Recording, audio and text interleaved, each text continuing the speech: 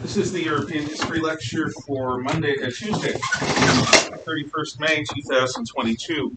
We started with a patriotic song that referenced the costs of war.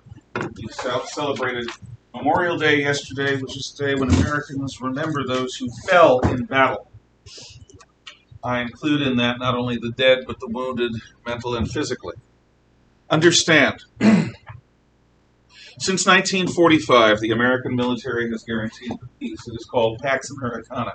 We haven't done a perfect job. The Soviets ruled half the world for a while, but we contained them. By God's grace, the Soviet Empire fell in the late 1980s. A new empire is rising in the east. That empire is China.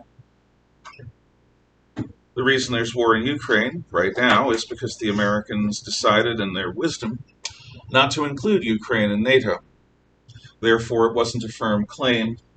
Therefore, it was fair game. Therefore, it was attacked. Unfortunately, this same sort of ambiguity is being used and has been used with Taiwan. But I think Taiwan is a very different case. American national security interests are not at stake in Ukraine. They are in Taiwan.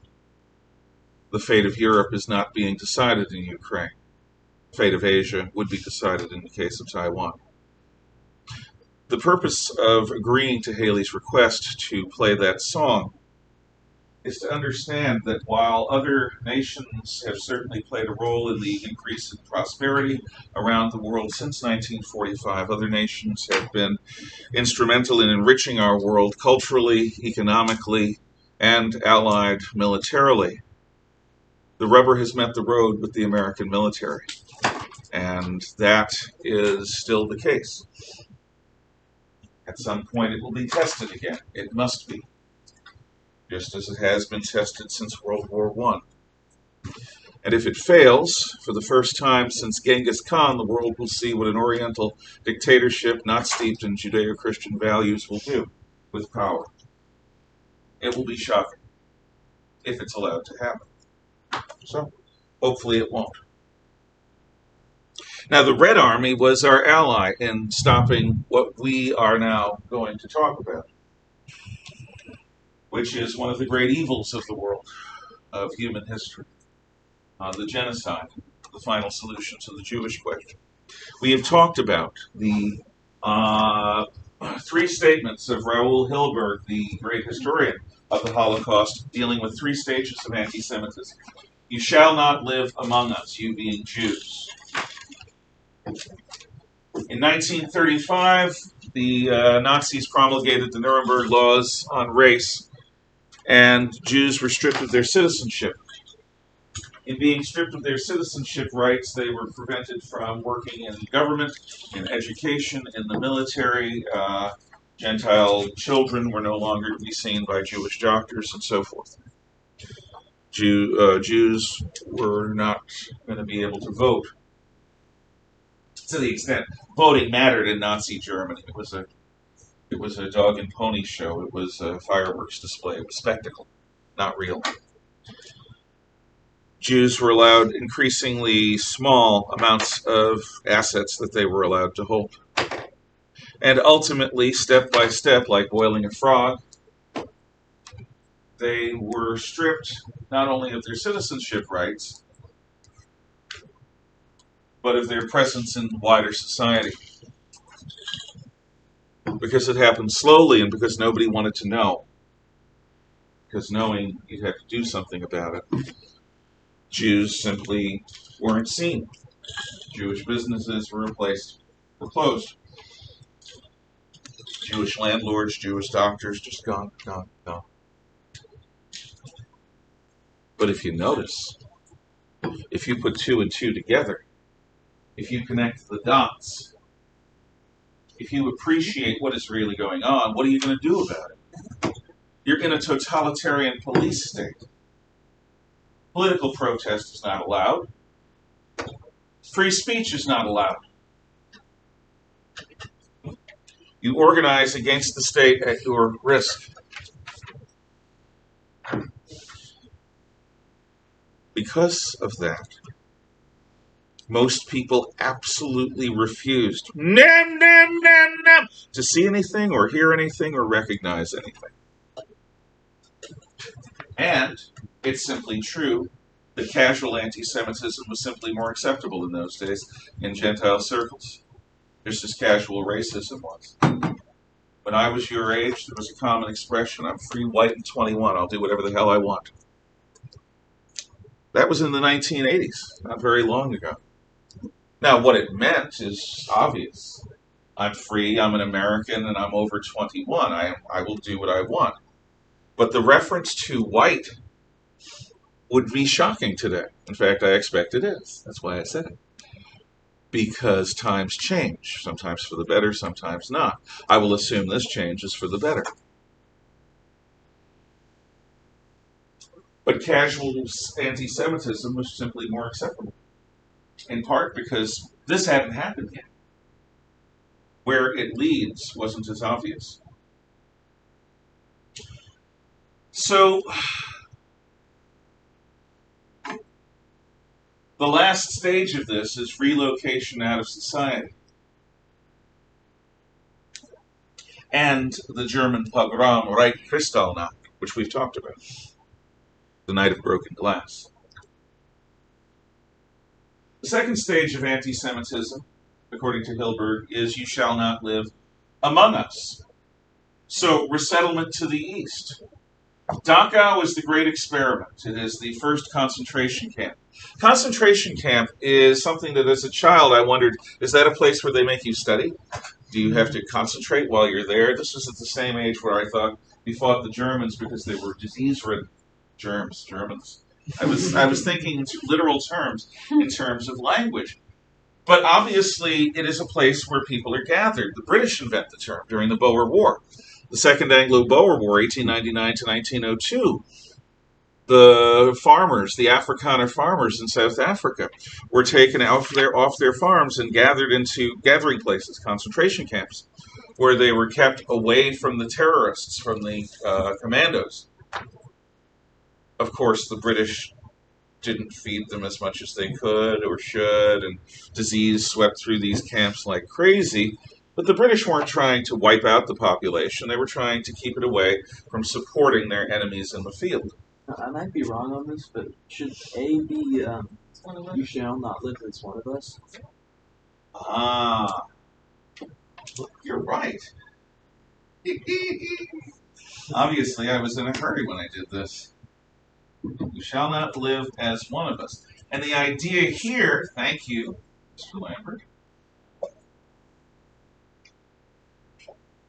Glad that you pointed out my mistake, because somebody should, whenever I make them, and I do make them more frequently than I like.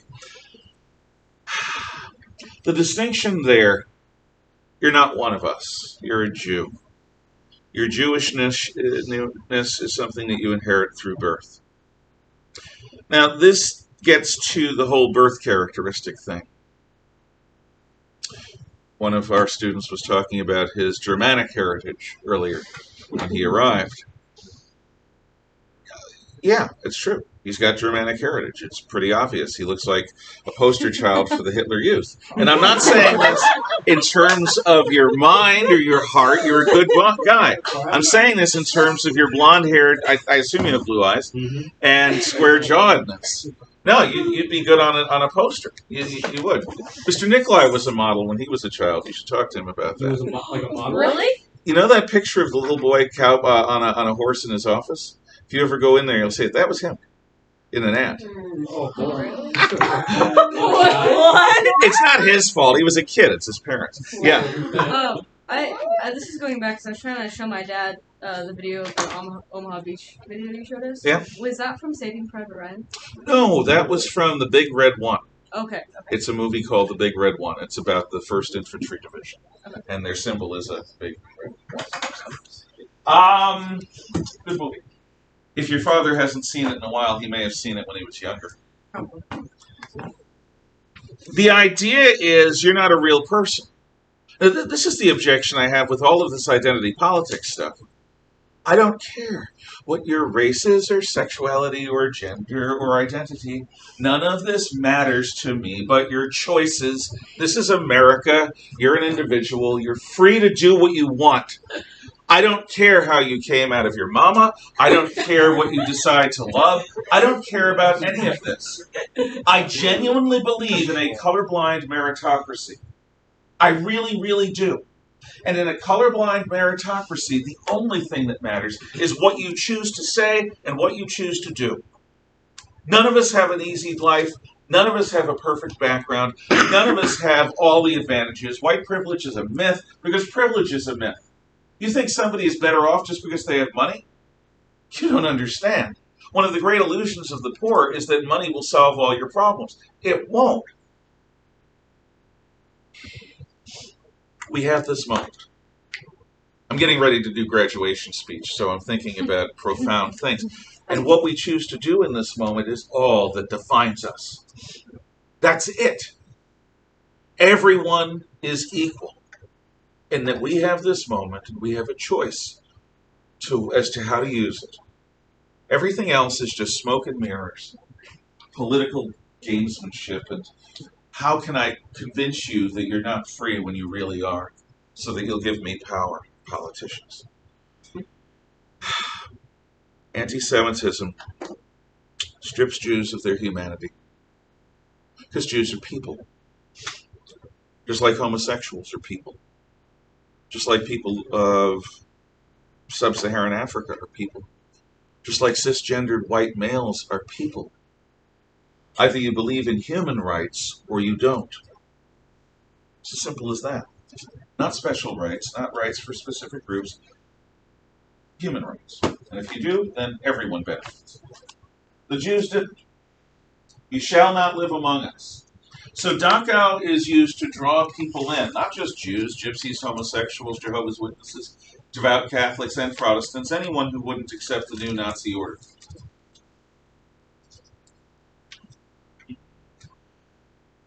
But when Czech lands are incorporated into the Reich, Theresienstadt is incorporated into the Reich. Theresienstadt is a medieval ghetto for the Jews. From the outside, you see this berm, grassy berm with trees around the edge. It basically looks like a hill, sort of symmetrical though. On one side, there's a gateway into Theresienstadt. Now you'd think medieval, walled community, but the walls are not designed to keep people out. The outside walls have a gradual slope that you can get on top of. It's the interior that has steep walls. Theresienstadt is a ghetto to keep the Jews of Prague in. And it became the showplace ghetto. When I was a sophomore in college, between my sophomore and junior year, I worked at the college library over the summer. And the woman I was assigned to work with was Gerda Haas. Gerda Haas at that time was probably in her 50s. And as a little girl, her family was sent, because she was a German Jew, to Theresienstadt. Theresienstadt was where the German Jews would go, where the Jews that were scientists, World War I veterans, honored members of society. They sent out pamphlets to the Jews that were privileged to go to Theresienstadt. Jews could pick their apartment. They could decide to get window boxes for plants, south-facing apartments that would get sunlight. When Jews arrived, they were met by the Jewish elders who ran the day-to-day affairs of Theresienstadt. They had to give up all of their worldly possessions, except the clothes they were wearing when they came in. But they'd be returned. So you have lines of Jews, men, women, and children, families going up, giving their rings, giving their eyeglasses, giving all of their worldly goods. And then they go through the gate. And it's a hellhole with 5 times the population it's supposed to have, people dying in the street, but it's too late. At that point, you're inside. If you're lucky, you have an assigned berth. Otherwise, you've got to find a place to sleep, you and your family. Food, there's never enough. Disease sweeps through the place like echoes in a stone room you're in. Now, Theresienstadt is where many of the members of my mentor's family died. She and her little sister survived to go to Auschwitz.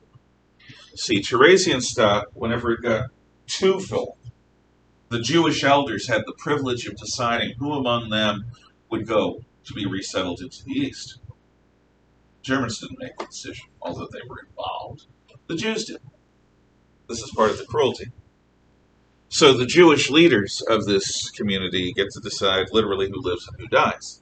And one of the perks is they get to keep their loved ones alive. That's why they do it, to keep their loved ones alive, in blind hope that by delaying things, maybe something will happen that will bless you, allow them to survive. If the fan's too much, you can shut it off.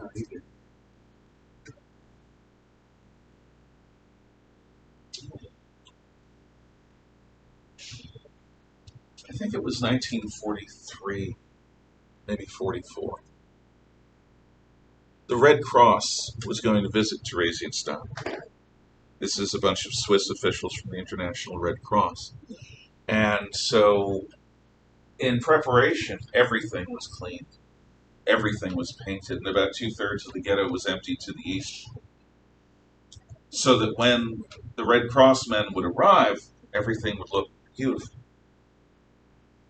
Nice clothing, which were given to the Jews just before they arrived. Relatively clean people, they were deloused and cleaned just before the Red Cross men arrived. Painted buildings, repair, no sign of people dying in the streets, none of that. And the decision is made to do a propaganda film, which you can see on YouTube. Hitler Gives a Town to the Jews was filmed in Theresienstadt by Jews.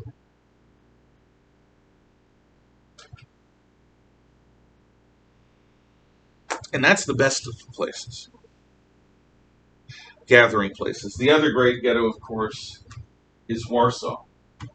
And again, like Theresienstadt, it was basically a temporary housing chamber. You suck the Jews out of society in the conquered territories, as you did in Germany, into these ghettos, and then you send them on to the processing facilities in the assembly line. I told you about the uprising in the Warsaw Ghetto in 1943, which is one of the few occasions where the Jews rise up. Nothing like that happens in Theresienstadt. And throughout Europe, centered in Poland, a system of concentration camps, a network of them, draws in the undesirables, the Untermenschen, the subhumans, which include Jews, gypsies, homosexuals, Jehovah's Witnesses, and others. You shall not live as one of us. So glad you pointed that out. And you shall not live among us.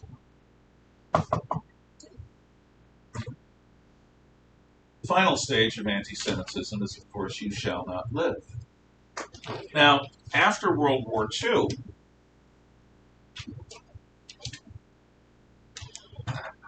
the world needed to develop a new term. While Genghis Khan certainly killed a bunch of people back in the day, it wasn't systematic against one group of people. What do you call it when a totalitarian government wants to wipe out an entire group of people? Can't call it homicide, because that's the killing of a single human being. Mass murder? Mass murder is like, these sick, evil jerks that killed 20, 30, 40 people. We're talking millions. We need a new word. The word genus comes to mind, which is a classification of creature. So the attempt to destroy an entire genus of people, the attempt to murder an entire group of people, let's call it genocide. That's what we come up with. What the Nazis call it, with their euphemisms, their love of euphemisms, their love of soft language to hide hard truths, is the final solution to the Jewish question. That's it. Like 3.1416 is an approximation of pi. 1/6. I hate that. Like, what is it? Length times width equals circumference. What? Area. Area. Thank you! I don't speak math. Equals circumference. Pi times diameter. That's There you circumference. go. Good. Fine. My elementary school nun or middle school nun would be happy. That down right now. I told you I wouldn't have graduated from this school because I wouldn't. I would have learned math. That would have been the other option, and a foreign language, rather than my Espanol, which is muy mal. So, what the Jews call it is Shoah. Shoah is the annihilation. And what gained currency in popular culture in the late 1970s because of a television movie series called The Holocaust is the Holocaust, which is the hottest part of an oven. That's what Holocaust is. Hottest part of an oven. But whatever you're doing, you're naming the unnameable. You're naming something that really hadn't existed before. Not really. Well, it had. But not with industrial methods, not the full power of a modern state. Let's see how this political warfare worked. When World War II began, in the Kroll Opera House, which served as Hitler's Reichstag, since the Reichstag had burned down, Hitler promised something again and again in his speeches early in the war. This war that the Jews have unleashed had better stay localized. If the war widens, the Jews will suffer. Unspeakable. Now, this was at first a warning to the British Empire, which had a bunch of Jews. But when Britain declares war, it's as if Hitler's going to ratchet up the pressure on the Jews. After that, his speeches warning the Jews are all about the United States. Because the belief is among anti-Semites that the Jews control American politics through money and connections. So, of course, if Americans go to war with Germany, it'll be because the Jews got us involved. So Hitler warns up through the middle of 1941, up through late 1941 actually. And when the United States actually is attacked by Japan, in his declaration, Hitler makes reference to paying the Jews back for them getting involved in it, as if we invited the Japanese to attack us at Pearl Harbor. So, how is this warfare to cleanse humanity of the cancer of Judaism going to be played out? Well, remember where most of the world's Jews are. It's between Warsaw and Moscow, the Jewish Pale of Settlement in the old Russian Empire. That's where the Jews are. The majority of the world's Jews are between Berlin and, actually between Warsaw and Moscow. The area that includes the Ukraine, Belarus, southwestern Russia. Yeah, that's where the Jews are. That's one of the benefits of going into Russia. Hitler will get his hands around the neck of global Jewry. So he predicted before the invasion of Russia in that meeting with his generals and field marshals, gathering them together, which I told you about, but I'll remind you of. I saw old-style army officers get involved and try to thwart the will of my political soldiers, the SS, in Poland, in France, in Holland. We're going after the Soviet Union. This is a war of civilizations. It's a war between Teutons and Slavs. It's a war between Western civilization. He claimed to be Western, he's not. It's a war between the West and the East. It's a war between National Socialism and communism. In such a war, there can be no mercy, there can be no quarter, there can be no rules of war, and in this war, the Jews are at stake. So my people are going to engage in political warfare. And if you have any qualms about that, you'd better settle them right now. Because if you get in our way, you'll regret it. So Hitler threatens his own leadership to stay out of the way of the political soldiers. And as the German army invades Russia, following them are the Einsatzkommandos. They're also known in groups as Einsatzgruppen. And throughout the summer, autumn, and winter of 1941, these Einsatzkommandos followed a very simple procedure. When they arrived in a Russian village, they'd gather all the people together. They would have surrounded the village beforehand, shot anyone trying to escape, and then they'd ask the locals who are the Jews, and the locals would tell them, because the locals don't want to get shot, because many of the locals hate the damn Jews anyway, because the shtetl is a stain upon the local village. There's enough anti-Semitism to go around, so almost always the Jews are given up. If the Jews aren't given up, the Gentiles will suffer. The Jews are taken away, usually out of sight of the village. Not very far, just half a mile. And there, if they're lucky, a bulldozer will be used to make a big deep hole. But usually the Germans aren't going to waste a bulldozer on this. They'll simply give the Jews a bunch of shovels and have them dig a really big trench, a nice deep one. And when they're done, almost all the Jews, with a dozen or two exceptions, are lined up with their ankles hanging over open space. Women holding young children, little children standing beside others, grandmothers. And with the Jews of the village lined up, the Einsatzkommandos would aim down their iron sights and shoot every last one of them. Now they're already lined up, so they'll just fall nicely into the trench. You keep the last couple of a dozen Jews around as Sonderkommandos. These are useful Jews as slaves.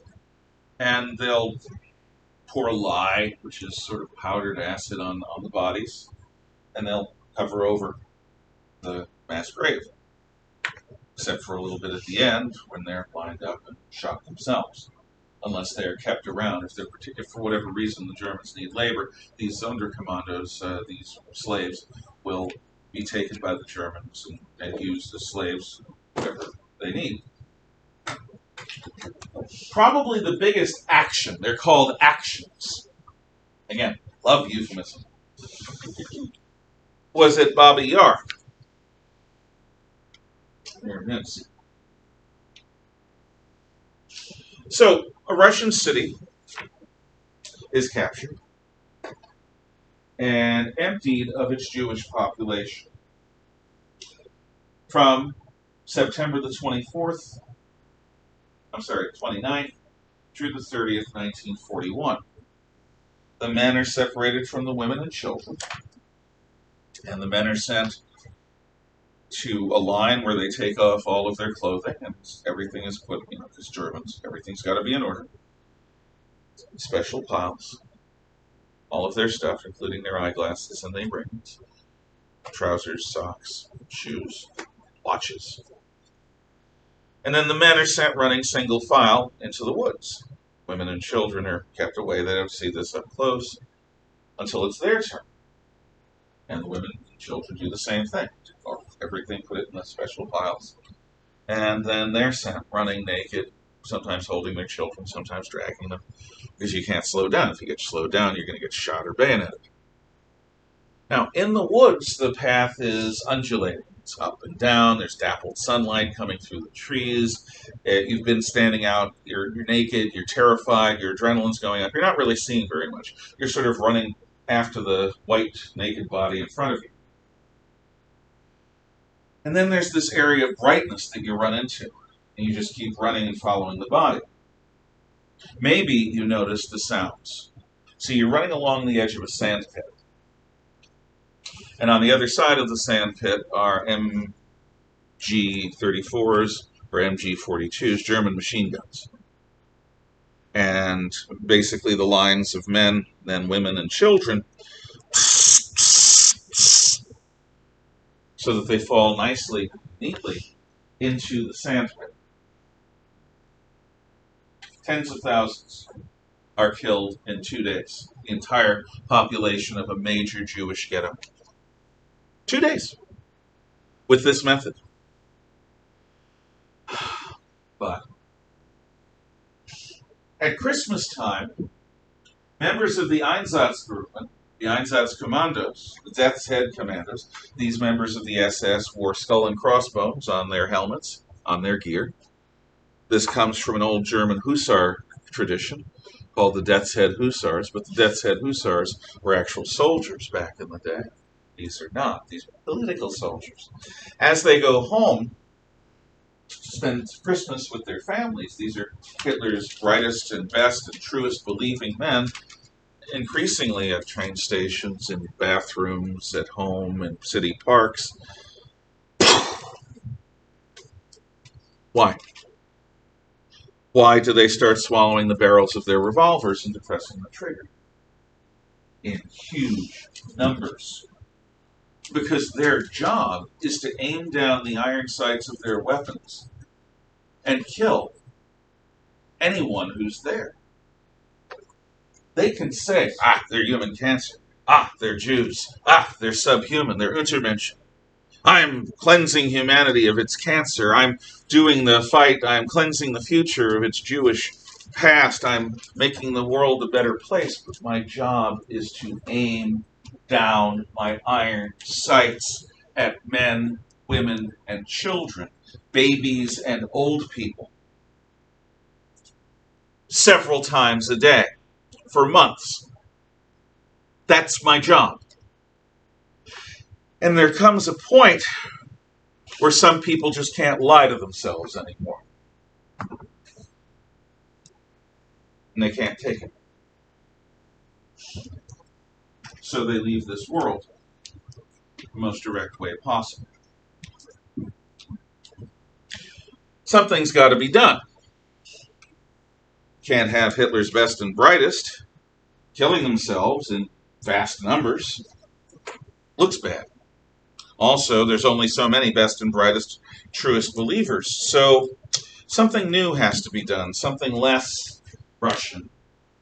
I mean, it's not Kristallnacht, but still, you're going around shooting people. It's a war on. Bullets cost money. All of these men could be better employed. This is inefficient. It's not German enough. So, on item C3 in section 5, engineering the assembly line and scheduling the trains. On January the 20th, 1942, one of the most interesting conferences ever is held at Wannsee, which is a neighborhood in southern Berlin near a lake called Wannsee. It's in a sandstone mansion. There's an agenda. There are little carafes of ice water, of water anyway, cold water. There are snacks. There's a luncheon. All of the panoply of a corporate retreat where you have a conference about something. Reinhard Heydrich, who is Himmler's assistant leader of the SS, is presiding. Adolf Eichmann is his expert on the Jews. Members of the Gestapo are there. Gestapo Mueller, for example, is the head of the Gestapo. Members of the entire Nazi establishment, from regional governors in the East to people who specialize in trains, to economists, because what needs to happen is we need to convert this chaotic system of Einsatzkommandos, which is harming our own people, which is not supposed to do, and wasting resources, manpower, and physical, and create an efficient assembly line to move product processing efficiently. Product processing efficiency.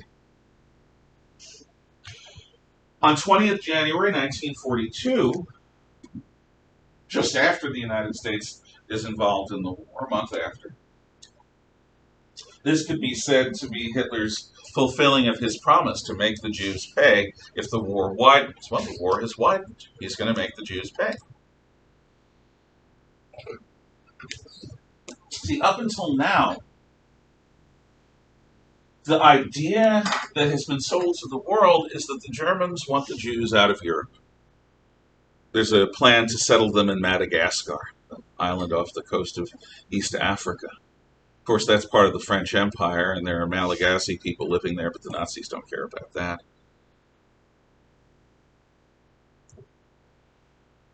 But they're going to be resettled somewhere.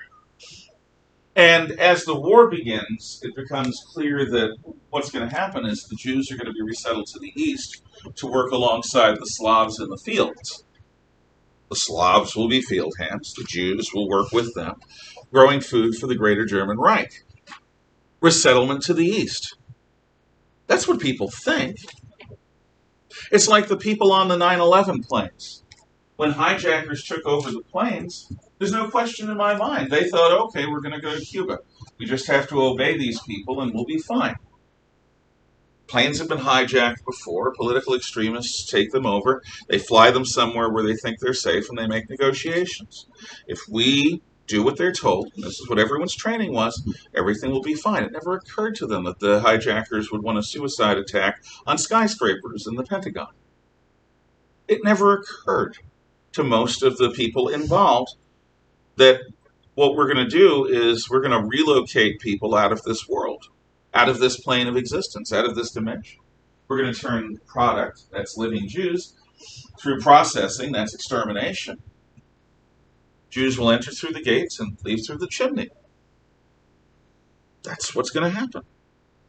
Hitler had shared this secret with Hajj Amin al-Husseini, the Grand Mufti of Jerusalem, because the Grand Mufti of Jerusalem, the leader of the Palestinians of that time, hated the Jews.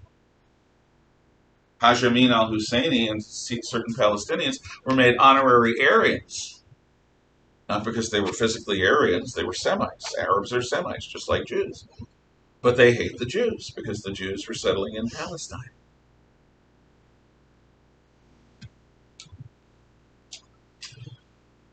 So at Wannsee, certain plans were made, and one of those plans, I think it's next. Yep. Chelmno is in the forests of central Poland, north central Poland. And Chelmno is a death camp. It's an extermination facility.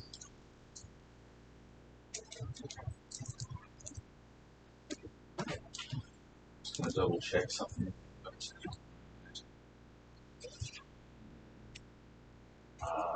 Okay, that's fine. So at Chelmno, a new form of processing is experimented on with. What you do is you take a bunch of trucks, panel trucks, trucks that have walls and ceilings, and a big cargo compartment in the back. And you paint that panel truck with windows and the silhouettes of people toasting each other with champagne cocktails. And in the morning, you get a group of Jews, load them into the van, and the idea is they're going to assume they're going to work in a field somewhere. You lock them in. And you go for a 40-minute drive.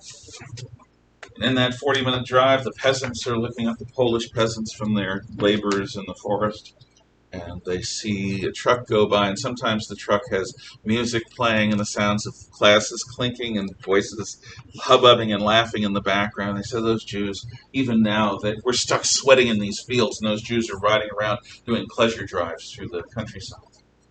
I hate the Jews. That's what a lot of Polish peasants would say. But what nobody knows, except the people who work in the camps, is that the exhaust has been routed into the passenger compartment, or into the cargo compartment. So after a half hour, 40 minutes of driving, every single Jew inside has been killed with carbon monoxide poisoning. Now, this is more efficient in some respects than shooting them, but there are problems, and engineers are there to solve problems. For example, do you know that when a person dies, their bladder and their bowels release, and they're still wearing clothing. And the Sonderkommandos, the Jewish slaves, it takes them longer, and it's just a mess. So let's strip the Jews down before they get in the van. How are you going to convince them they're going to work? You tell them there are overalls waiting at the other end where they're going to work. So you have them stripped down. Fine. So you're still going to have bodies covered in human waste, and they keep breaking the light bulb. You can't get them into a panel truck without a light bulb because the light bulb indicates, they're people. And when they're screaming, they're so inconsiderate as they die. Ah! And there's the light bulb. So the light bulb has to constantly be replaced. And do you know how hard it is to take a light bulb, a broken light bulb, out of a socket? You need a potato. You stick the potato on. And potatoes don't grow on trees; they grow from ground. And there's a war on it. Every potato is valuable. So an engineer comes up with the idea of a grill to cover the light bulb. Unless they're really, really careful, the Jews are going to slap, panic, die without breaking the light bulb. Problem solved. Other guys come up with the idea of putting grills on the floor, like in a pet store. That's where it comes from. It comes from the Chelmno death vans. You see little animals on a grill so that their little waste products can go away from them and not foul them up. Well, that's done at Chelmno. So you have the Jews get onto a metal grill, so that when they die and all the yucky stuff oozes out of them, you can take the bodies out and then hose the place off. It's just much easier. Most of it flows away. Engineers solve that problem. Of course, there's a problem. You're driving around. What don't the Germans have much of? They don't have much oil. You're using petroleum, an oil product, or synthetic petroleum, which is still in limited supply. You're using trucks. For Jews, there's got to be a better way. And we will explore the engineering solutions to those better ways next time. Any questions, comments, or thoughts? Okay. Thank you. You may talk among yourselves until dismissal.